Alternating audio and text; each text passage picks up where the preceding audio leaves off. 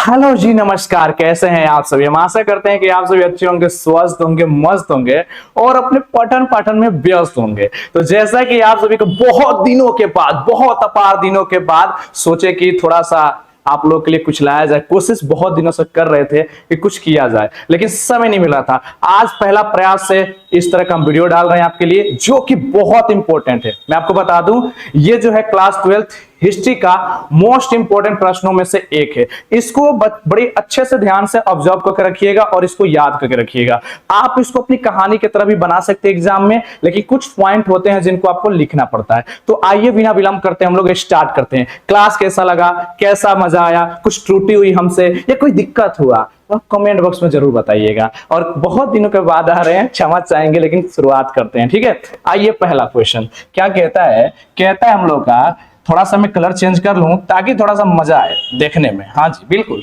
सिंधु घाटी सभ्यता के सौ के बाद दाह संस्कार के प्रकारों का जो है ना वर्णन करना है, ठीक है। इस प्रश्न को हम लोग को सॉल्यूशन करना है। आपकी किताब के हिसाब से बात करेंगे, ज्यादा डीप नहीं जाएंगे और ज्यादा चर्चा नहीं करेंगे, क्योंकि रिकॉर्डेड फॉर्म में वीडियो डाल रहे हैं तो छोटा सा डालेंगे ताकि आपको भी आसानी से जल्दी जल्दी खत्म हो जाए। तो मैं कोशिश करूंगा कि इसको पढ़ के ही ज्यादा करें। आप लोग खुद एक्सप्लेन करते होंगे, आप लोगों को खुद पता होगा, मतलब आपको आंसर कितना लिखना है वही मैं बताने आया हूं बस, ठीक है। चलिए बिल्कुल भी। तो अब आइए, कहता क्या है कि सिंधु घाटी सभ्यता में 100 के दाह संस्कार के प्रकारों को बताना है। मतलब कि शॉर्टकट की बात करें, जब सिंधु घाटी की सभ्यता थी, यानी हड़प्पा की जो सभ्यता चल रही थी, तो उस दौरान लोगों को, शवों को किस प्रकार से दफनाया जाता था, उनके तौर तरीके कैसे होते थे, क्या स्टाइल हुआ करता था, कहां दफनाया जाता था, क्या जलाया जाता था, क्या उनको दफनाया जाता था, क्या उनको जिंदा ले जाकर शव को नदियों में डाल दिया जाता था, तालाबों के अंदर डाल दिया जाता था, या मिट्टी खोद करके सिर्फ डाल दिया जाता था, या उनके साथ कुछ डाला भी जाता था अंदर। ये सब चीजों को हम लोग देखेंगे। आइए बिल्कुल विलंब करते हुए नहीं। तो ये रहा आंसर हम लोग का। देखिए हम कैसे बनाएंगे। ये 2022 में पूछा, बहुत बेहतरीन है। हड़प्पा स्थलों में मिले समाधानों में मृतकों को प्राय गर्तों में दफनाया जाता था। सिंपल लैंग्वेज में बात करके वो एक तरह से देखा जाए तो ऊपर नहीं दफनाते थे, थोड़ा सा हाँ गड्ढा वगैरह होता था, ठीक है, और नीचे ही दफनाया करते थे, ऊपर तो नहीं दफनाते थे, ठीक है। इतना बस याद रखिएगा।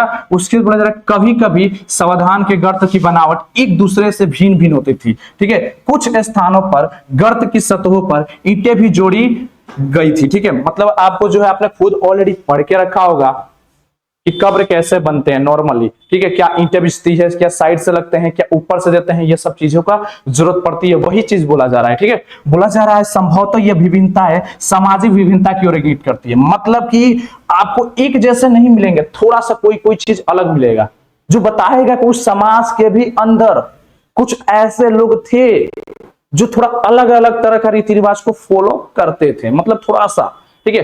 अब इसमें लिखेंगे, कुछ पॉइंट मैंने बना के लिखा है, आप एग्जाम में ऐसे पॉइंट क्लिप कर सकते हैं, कोई दिक्कत की बात नहीं होगी।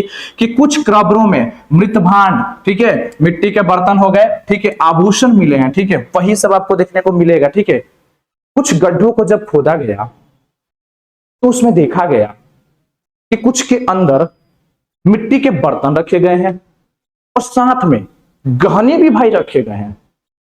देख करके आश्चर्य हो गए लोग, अरे ये क्या है, इस कब्र में तो गहना भी रखा गया है भाई, और मिट्टी का बर्तन भी रखा गया है, लेकिन आज के समय में हम तो कुछ नहीं करते। तो ये चीज मिलेगा। ये संभवतः एक ऐसी मान्यता की ओर संकेत करते हैं जिसके अनुसार इन वस्तुओं का प्रयोग मृत्यु उपरांत किया जा सकता था। मतलब ये सब चीजें एक अलग ही ढंग का यहाँ पर दिखने को मिल रहा है, ठीक है। अब हम बात करेंगे, पुरुषों तथा महिलाओं दोनों के सावधानों से आभूषण मिले हैं। मतलब कि एक चीज तो ये फोकस किया है इसमें कि अगर महिला का आप कब्र खोलिए या पुरुष का कब्र खोलिए, दोनों में आपको गहने मिलेंगे। इसका मतलब ये होता था कि पुरुष भी जो है गहने पहना करते थे, बस आभूषण का तरीका अलग होता था, ठीक है। आगे बढ़ जाएंगे। अगला क्या कहता है, इसमें एक और पॉइंट है। 1980 के दशक के मध्य में हड़प्पा के कब्रिस्तान में हुई खुदाइयों में एक पुरुष की खोपड़ी के समीप शंख के 3 छल्ले, जेस्पर यानी एक प्रकार का उपरत्न के मन के, तथा सैकड़ों की संख्या में बारीक मनकों से बना एक आभूषण मिला था। और कहीं कहीं पर मृतकों के साथ तांबे के दर्पण भी दफनाए जाते थे। मतलब आप देख सकते हैं ये सब चीजें मिली है। ये सब चीजें एक व्यक्ति के, एक पुरुष के, इंसान के कब्र से जो है प्राप्त हुआ है, अमन के वगैरह, ठीक है। और साथ में ये भी देखा गया है कि तांबा का और उस समय तांबा का यूज करते थे, लोहा का नहीं प्रयोग करते थे, याद रखिएगा। लोहा कभी टिक मत मार दीजिएगा। तो जो तांबा हो ना, तांबा के दर्पणों का जो है ना, उसको दफनाया हुआ चीज भी मिला था, तांबा का दर्पण, आईना, आईना, वो भी चीज उसका भी उसके अंदर मिला था। ठीक है, आगे बढ़ जाते हैं। ये हुआ हम लोग का पहला प्रश्न, मैं उम्मीद करता हूं आप समझ चुके होंगे। आइए सेकंड नंबर, दूसरा प्रश्न क्या कहता है, लोथल कहां है और इतिहास अध्ययन में इस स्थान का क्या महत्व है। क्या कह रहा है भाई हम लोग के लिए, कह ये रहा है कि लोथल कहां है, ठीक है, और इतिहास अध्ययन में इस स्थान का क्या महत्व है। मतलब अगर इतिहास का हम अध्ययन कर रहे हैं, हिस्ट्री को हम लोग पढ़ रहे हैं, तो पढ़ने के दौरान इस स्थान का क्या महत्व, तो ये क्या जरूरी है, इस स्थान को पढ़ना क्या जरूरी है, क्या फायदा हमको इस पढ़ने से, कोई फायदा मिलेगा, हाँ जरूर कुछ फायदा होगा, तभी तो दिया गया ना भाई बुक में, तो पढ़ना पड़ेगा। तो क्या लिखेंगे हम लोग कि लोथल गुजरात राज्य के भाल क्षेत्र में स्थित है। लोथल जो है गुजरात राज्य के भाल क्षेत्र में जो है क्या है, स्थित है। इस स्थान की खोज 1954 में भारतीय पुरातत्वविद S.R. राव ने की थी। ठीक है, S.R. राव ने की थी। ठीक है, लोथल, आगे बढ़ते हैं, लोथल सिंधु घाटी सभ्यता का एक प्रमुख व्यापारिक केंद्र था। लोथल की अगर हम बात करें तो लोथल जो था ना, सिंधु घाटी सभ्यता का एक प्रमुख व्यापारिक केंद्र था। व्यापारिक केंद्र का मतलब होता है जहां से बिजनेस का मतलब कुछ सामान का यातायात, तो एक केंद्र बन गया था वहां पर यातायात का सामान, मतलब समझिए व्यापार होता था, मतलब बिजनेस होता था वहां से। ठीक है, दूसरी बात, जहां से मोतियों, रत्नों और गहनों का व्यापार पश्चिम एशिया तथा अफ्रीका तक भी किया जाता था। ठीक है, तो ये हो गया, इसी कारण इस स्थान का महत्व है, मतलब ये स्थान इतना इसलिए महत्व हो गया है कि यहाँ पर जो है अलग अलग देशों में जो है ना यातायात का कार्य किया जाता था, बिजनेस किया जाता था। समझ गए? ओके, अब आइए देखते हैं नेक्स्ट प्रश्न। तीसरा प्रश्न क्या कहता है, तीसरा प्रश्न कहता है हमारा कि हड़प्पा लिपि के बारे में आप क्या जानते हैं। तीसरा प्रश्न है हड़प्पा लिपि के बारे में आप क्या जानते हैं। ठीक है, तो ये तीसरा प्रश्न का उत्तर लिखेंगे, हड़प्पा लिपि के अभी तक पढ़ा नहीं गया है, मतलब अभी तक जो है ना हम हड़प्पा लिपि को अच्छे तरीके से डिकोड नहीं कर पाए, पढ़ नहीं पाए, और शायद अगर हम में से किसी ने पढ़ दिया ना तो इतिहास की बहुत से छुपे हुए रहस्य भी हमें पता चल जाएंगे। ठीक है, बहुत सारे रहस्य। ठीक है, कहते हैं कि यह लिपि दाईं से बाईं ओर लिखी जाती थी, मतलब ये लिपि जो है ना दाईं तरफ से आपको बाईं तरफ लिखते हुए मिलेगा। मान लीजिए अगर मेरा ये दाया है, ये मेरा दाया है, मान लीजिए मेरा दाया है और ये मेरा बाया है, तो ये इधर की इधर तरफ लिखते हुए मिलेगा। कहां से, तो दाईं से बाईं की तरफ लिखी जाती थी, दाया से बाईं की तरफ लिखी हुई मिलेगी। ठीक है, उसके बाद बोला जाता है यह लिपि वर्णमाला पर आधारित नहीं थी, यह जो लिपि थी वर्णमाला पर आधारित नहीं थी। ठीक है, बल्कि अक्षर सूचक पर था। ठीक है, मतलब इसमें जो सूचक मतलब दिया गया था संकेत, उसी को देख करके हमको पकड़ना था अक्षर सूचक को। ठीक है, प्रत्येक अक्षर सूचक के लिए चिन्ह और चित्रों को दर्शाया जाता था, मतलब प्रत्येक अक्षर के लिए जो है ना चिन्ह दिया जाता था और साथ में चित्रों के लिए क्या दिया जाता था, दर्शाया जाता था, मतलब उसको दिखाया जाता था। ओके, अब आइए, इसका संबंध संस्कृत तथा द्रविड़ भाषा से था, मतलब इसका जो संबंध देखा जाए द्रविड़, संस्कृत तथा द्रविड़ भाषा से आपको दिखने को मिल जाएगा। अब आइए, इसमें लगभग अक्षरों की संख्या 375 से 400 के लगभग थी। इसमें जो थी ना 375 से लेकर के 400 के बीच में थी। ओके, ये हो गया हम लोग का आंसर। इतना लिख दीजिएगा, आपको 2 नंबर से तो कोई नहीं, मतलब आपको 2 नंबर तो आपका जाएगा नहीं कहीं भी, फिक्स है, इसमें कोई दिक्कत की बात नहीं है, आपको नंबर पूरा मिलेगा जितने, इसमें कोई दिक्कत की बात नहीं है। सोच रहे होंगे कि इतना लिखेंगे तो क्या मिलेगा कि नहीं, बहुत मिल जाएगा नंबर, टीचर कहीं भी नंबर आपका नहीं काटने वाले हैं। ठीक है, हम उसी पॉइंट से बता भी रहे हैं, हम यहाँ पर ज्यादा एक्सप्लेन कर रहे नहीं कर रहे, एक्सप्लेन करके बताना है। मैं यहाँ पर ये बताना चाहता हूँ कि अगर क्वेश्चन है तो उसका आंसर आपको कितना शब्दों में लिख देना चाहिए और कितना अच्छे से लिखना चाहिए, ताकि आपको एग्जामिनर आपका नंबर अच्छे से दे सके। और मैं उस क्वेश्चन को हाईलाइट करने आया हूँ कि कौन कौन से क्वेश्चन आपके लिए इंपॉर्टेंट हो सकते हैं। ठीक है, अब आइए, अभिलेख क्या है और इसकी क्या विशेषता हो सकती है। देखिए, अभिलेख क्या होता है और इसकी क्या विशेषता होती है, मतलब अगर हम अभिलेख की बात करें तो उसकी क्या खासियत भी है। ठीक है, तो देखिए, कोई धातु, कठोर वस्तु तथा पत्थरों पर खोद कर बनाई गई आकृति को अभिलेख करते हैं, मतलब कोई भी धातु या कठोर वस्तु या पत्थरों पर जो है ना हम लोग खोद करके जो बनाते हैं ना, बनाई गई आकृति को ही हम लोग क्या कहते हैं, अभिलेख कहते हैं। क्या कहते हैं हम उसे, अभिलेख कहते हैं। ठीक है, इसको तो लगे, इसकी विशेषता यह है कि इसका प्रयोग इतिहासकार पुराने चीजों के बारे में जानकारी प्राप्त करने के लिए करते हैं। मतलब इसकी क्यों क्या विशेषता है, इसकी क्या खासियत है, इसका क्यों जरूरत पड़ रहा है। विशेषता मतलब यही चीज रखेंगे कि इसकी विशेषता यह है कि इसका प्रयोग इतिहासकार पुराने चीजों के बारे में जानकारी प्राप्त करने के लिए होता है। मतलब ये चीज अभिलेख हमें बताता है कि हमारे पूर्वजों ने क्या किया है, क्या क्या घटनाएं घटी है, उस चीजों का गवाह है यह, सबूत है यह। ठीक है, तो एक तरह से हमारी विशेषता को दर्शाता है। नेक्स्ट क्वेश्चन चलते हैं, 5 नंबर क्वेश्चन क्या कहता है। कहता है आश्रम के बारे में आप क्या जानते हैं। देखिए, आपको आश्रम 4 प्रकार से पढ़ने को तो मिलेगा। पहला आश्रम आपको मिलेगा 0 से 25 वर्ष के बीच में, दूसरा मिलेगा 25 से 50, और तीसरा मिलेगा 75 से 100, सॉरी 50 से 75 और 75 से 100, 4 प्रकार के वर्गों में बांट के रखा गया है। तो उसी को पढ़ेंगे हम लोग कि आप आश्रम के बारे में आप क्या पता है। एग्जाम में आया तो क्या लिखिएगा जी, बिल्कुल विलंब करते हुए देखिएगा। इसका उत्तर लिखेंगे कि हम सभी जानते हैं कि वैदिक काल में प्रत्येक व्यक्ति की आयु को 100 वर्ष मान करके उसे 4 वर्गों के भागों में बांट दिया। तो मतलब प्राचीन काल की अगर हम बात करें तो उस दौरान क्या होता था कि वैदिक काल में, जो वैदिक काल चलता था ना, उस काल की हम बात कर रहे हैं, तो उस काल में क्या होता था, व्यक्ति की आयु को लगभग 100 वर्ष मान लिया जाता था, और 100 वर्ष मान करके उसे जो है 4 भागों में बांट दिया जाता था। उसे कितने वर्गों में बांट दिया जाता था, उसे 4 हिस्सों में बांट दिया जाता था। ठीक है, उसको बोला था इन आश्रमों का विभाजन निम्नलिखित ढंग से किया जाता था। इन आश्रमों का जो विभाजन है ना, वो निम्नलिखित ढंग से करते थे हम लोग। ठीक है, अलग अलग डिजाइन से करते थे। जैसे देख लीजिएगा, पहला में रखते थे ब्रह्मचर्य। ब्रह्मचर्य आश्रम, ब्रह्मचर्य आश्रम का मतलब होता है कि इसमें आपका 0 से 25 वर्ष वाला एज आ जाएगा। मतलब आप 25 वर्ष की आयु तक ब्रह्मचर्य जीवन जीजिएगा। ब्रह्मचर्य जीवन मतलब आपको शादी विवाह नहीं करना है। उस उम्र तक आपको नैतिक शिक्षा गुरुकुल में रखकर अपनी पढ़ाई लिखाई, आपको वो सब चीजें करनी है। गुरुकुल में रखकर वो सब चीजें करनी है। ठीक है, अस्त्र शस्त्र जो सीख रहे हैं सीखिए। मतलब 25 साल की उम्र तक आपको ब्रह्मचर्य रहना है, विवाह से दूर रहना है, आपको अपने गुण सीखने, आपको अपनी बुद्धि को थोड़ा तेज करना है, हाथों को तेज करना, मतलब आपको सब चीज से निपुण होना होगा। ठीक है, उसके बाद से अब आएगा दूसरा नंबर कि अब लड़का जो है पूरा तैयार हो चुका है, बढ़िया हो चुका है भाई, 25 साल हो गया, अब इसका विवाह किया जाए, तो वो आएगा आपका गृहस्थ आश्रम। उसको बोलेंगे गृहस्थ आश्रम। मतलब कि अब जो है ना, अब घर गृहस्थी चलाओ भाई। 25 साल तक तुमने अपना जो था समय ले लिया ब्रह्मचर्य जीवन, अब नहीं जी सकते, अब तुमको शादी करना पड़ेगा। तो 25 से 50 साल का जो आएगा ना, उस एज को कहा जाएगा ब्रह्मचर्य, सॉरी, और गृहस्थ जीवन, जिसमें वो इंसान जो है शादी करेगा और शादी करके अपने बाल बच्चों के साथ अपना जीवन यापन करेगा। ठीक है, ये होगा 50 साल तक। अब 50 साल के बाद आ जाएगा वानप्रस्थ आश्रम। ये हो जाएगा 50 से 75 साल की आयु तक चलेगा। ठीक है, उसके बाद से थोड़ा चौथा नंबर चलते हैं, संन्यास आश्रम। देखिए, वन मंगल वगैरह में घूमेंगे। उसके बाद से आएगा लास्ट वाला संन्यास आश्रम, मतलब 75 से 100 वर्ष। 100 वर्ष की एड आगे जाने दीजिए, कोई दिक्कत की बात नहीं है, कोई दिक्कत मत है। संन्यास जिंदगी मतलब कि मोह माया, घर द्वार परिवार, उनसे कुछ मतलब नहीं, उनको कुछ मतलब नहीं है।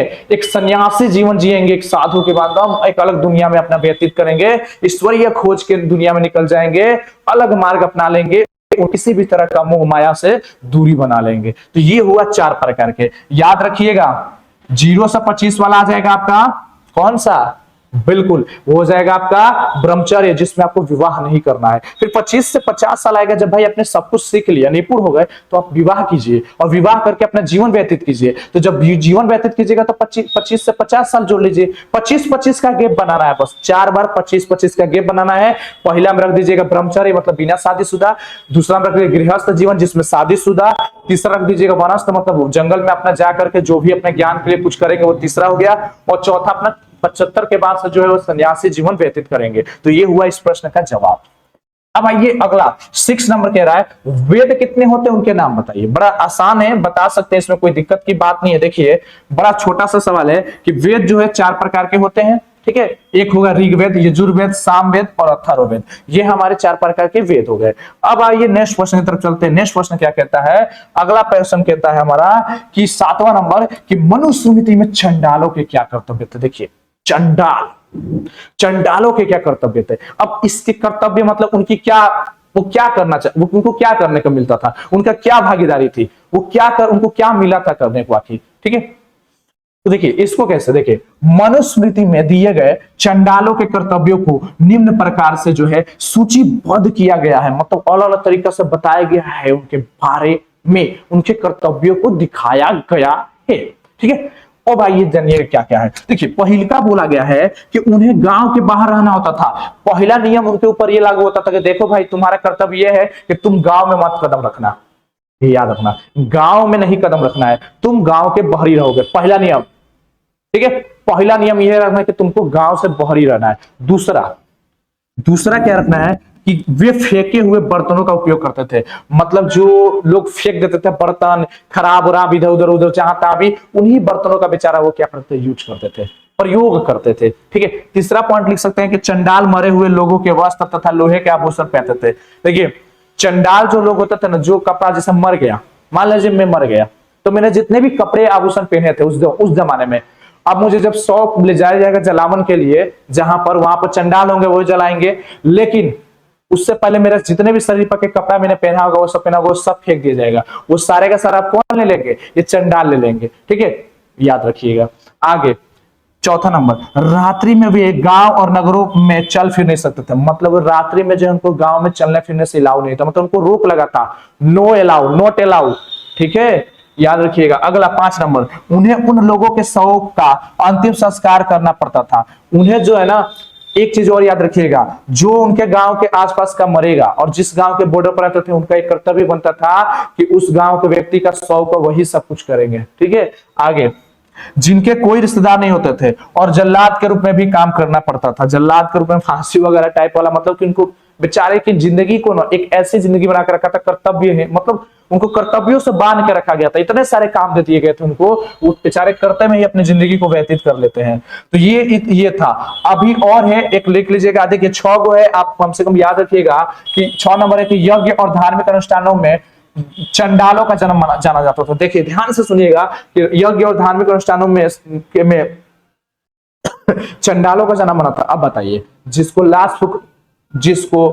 लाश उस फूकने भेजना जा, जिसको ज्यादा कुछ करने का ना पड़े, उस बेचारे को कहां से पूजा पाठ यज्ञ में भेजा जाएगा? आप जरा सोचिए, उसको क्या कभी पूजा पाठ और यज्ञ में भेजा जा सकता है? नहीं, बिल्कुल भी नहीं भेजा जा सकता है। ओके ओके, अगला, उन्हें कुत्ता और गधा पालने का भी काम करना पड़ता था। ये ध्यान रखिएगा, उन्हें जो है ना कुत्ता और गधा पालने का भी क्या करना पड़ता था, कार्य करना पड़ता था। याद रखिएगा ये बात को कि उन्हें जो है कुत्ता, डॉगी प्लस में गधा, इस दोनों का जो है ना पालना पड़ना भी पड़ता था। याद रखिएगा। तो इस तरह से प्रश्न हो गए, ये प्रश्न का उत्तर हो गया। अब आज के लिए आज का अंतिम प्रश्न रखते हैं, 8वां प्रश्न। मुझे लग रहा है वीडियो बहुत बड़ा हो जाएगा, इसलिए लास्ट का अंतिम प्रश्न 8 नंबर रखते हैं। और जरूर बताइएगा कि क्लास कैसा रहा, क्या दिक्कत था, क्या हुई, और जरूर चैनल को जो है आप सब्सक्राइब कर सकते हैं, क्योंकि अब मैं कोशिश करूंगा कि आपको एक वीडियो जरूर डाल के दूं, ताकि आपका जो एग्जाम की तैयारी है वो बढ़िया से हो सके। और क्वेश्चन सब मजेदार है, सब प्रीवियस ईयर में पूछे गए क्वेश्चन है। ठीक है, देखिए अगला क्वेश्चन क्या है कि बौद्ध संगतियां क्यों बुलाई जाती थी? चतुर्थ बौद्ध संगति का क्या महत्व है? देखिए बौद्ध संगतियां क्यों बुलाई जाती थी, जो बौद्ध संगति होती थी वो क्यों बुलाई जाती थी? ठीक है, और चतुर्थ बौद्ध संगति का महत्व क्या है? ठीक है, आपको पता है बौद्ध संगति हुई, लाइन बाई लाइन हुआ है, 4 गो हुआ है। ठीक है, अब तो इसमें ध्यान रखें कि बौद्ध संगतियां क्यों बुलाई गई थी और चतुर्थ बौद्ध संगति का क्या महत्व, मतलब चौथा बौद्ध संगति का क्या इंपॉर्टेंस था, क्या महत्व था। तो इसको लिखेंगे हम लोग कि महात्मा बुद्ध के मृत्यु के पश्चात बौद्ध धर्म के अनुयायियों में क्या हुआ, मतभेद और आंतरिक संघर्ष शुरू हो गया था। मतलब मेरे कहने का तात्पर्य यह हुआ कि महात्मा बुद्ध की जैसे ही मृत्यु हुई, उसके बाद जो बौद्ध धर्म के अनुयायी थे, मतलब बौद्ध धर्म को मानने वाले, बौद्ध धर्म को चलाने वाले, वो जितने भी अनुयायी लोग थे, उनमें मतभेद और आंतरिक संघर्ष हो गया। उन लोगों में कई विचार नहीं मिलते थे, कई के मतलब बहुत सारी समस्या हो सकती है। आप समझते हैं कि बहुत से विचार वगैरह, मत वगैरह सब बहुत अलग हो गया था, आपसी संघर्ष शुरू हो गए थे। ठीक है, इस संघर्ष को समाप्त करने और धर्म के प्रचार प्रसार और बुद्ध के उपदेशों को फैलाने के लिए समय समय पर बौद्ध समितियां अथवा सभाओं का आयोजन किया गया। देखिए मेरे कहने का मतलब, इसका असली मतलब कि बौद्ध संगतियां क्यों बुलाई गई थी, तो जैसे ही गौतम बुद्ध मर गए, उसके बाद वहां के अनुयायी जो लोग थे उनके बीच मतभेद हो गया, संघर्ष शुरू हो गया। ठीक है, तो ये संघर्ष बंद किया जाए, इसका मेन जड़ का प्रॉब्लम क्या है, बौद्ध धर्म को आगे तक लेकर कैसे जाया जाए, लोगों को कैसे बौद्ध धर्म को सिखाया जाए, कैसे उनके लिए आगे बहुत कुछ किया जाए, ठीक है। इन सभी चीजों को सुनवाई करने के लिए, इन सभी चीजों को बातचीत करने के लिए, आगे बढ़ाने के लिए एक बैठक बुलाया जाता था जी, वही बैठक कहलाता था बौद्ध संगतिया, ठीक है। उसी बैठक में वो लोग चर्चा करते थे, ठीक है, तो बौद्ध संगतिया हो जाएगी, ठीक है। अब आएगी इसमें चतुर्थ बौद्ध संगति जिसका आयोजन कुषाण वंश के शासक, आपको पता होगा 78 में जो बने थे, याद रखिएगा, हुआ जाए। इसमें बोला जाए कि चतुर्थ बौद्ध संगति, और जिसका आयोजन कुषाण वंश के शासक जो थे, ठीक है, कनिष्क के समय काल में कश्मीर के कुंडलवल बिहार में बुलाया गया था, मतलब वही जम्मू कश्मीर, ठीक है, कश्मीर समझ लीजिए, ठीक है, वहीं पर जो है चौथी बौद्ध संगति की गई थी। अब यह क्या होगा, जो सर्वाधिक महत्वपूर्ण था, बहुत ही ज्यादा ये महत्वपूर्ण था, क्यों? क्योंकि इस संगति के सभापति, इस समिति के जो सभापति थे, इस समिति के सभापति, ठीक है, महान बौद्ध विद्वान अश्वघोष थे। इस संगति के अवसर पर बौद्ध धर्म को संप्रदाय हीनयान, देखिए यहां पर ध्यान दीजिएगा, थोड़ा सा यहां पर हो रहा है, एक मिनट। इस संगति के अवसर पर बौद्ध धर्म के दो संप्रदाय, थे, एक था हीनयान और एक था महायान, में विभाजित हो गया था।